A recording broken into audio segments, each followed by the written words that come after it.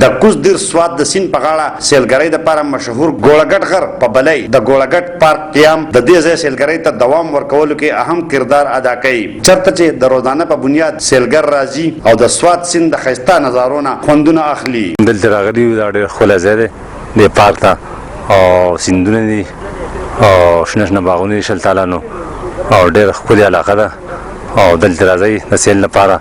دا ډېر ښه ځای دی. ټولو میلمنو ته د خاص ګار د ښکته علاقو خلک چې کم دی نو هغه دې دلته راشي او دا علاقه دې ویني ډېره ښایسته علاقه ده او ډېر محفوظه علاقه ده، سیفټي ده او فیملي پارک هم دی. نو تاسو ټول ته دا خواست کوو چې تاسو راشئ او دا علاقه وینئ. ګوړهګټ پارک کې راتلونکو نارینه زنانه او ماشومانو دپاره زانګو کشتۍ ټالونه هم لګېدلي دي چې راغلي سیلګر پې زانګي او مزې کوي. چکر له راغلی یم، دا ډېر ښکلی ځای دی ګوړهګټ پارک.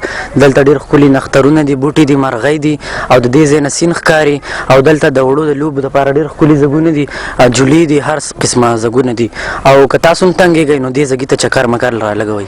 دا د فیملۍ دپاره ډېر ښکلی پارک دی. ما واړه راویسي دي، جولې پکې دي، ډېر میلمانه راغلي دي، کانې پینې ځای پکې هم بندوبست پکې هم شته، د فیملۍ دپاره پکې هم ځای شته، سیندونه دي خوا او شا ده، ډېر ښکلی موسم دی.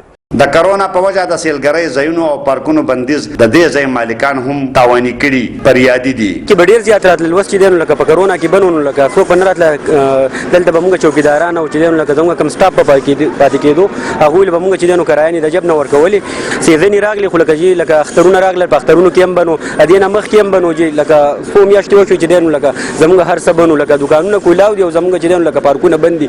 مونږ د حکومت نه دا اپیل کوو چې یاره بای لکه دا پارکونه چې دی نو لکه کولاو. د سواد سیند په غاړه د ګوړهګټ پارک قیام سواد او دیر ته راتلونکو سیلګرو دپاره د تفریح ښه ځای دی، لږه توجه پکار ده. محمد اسرار ګوړهګټ کوزدیر.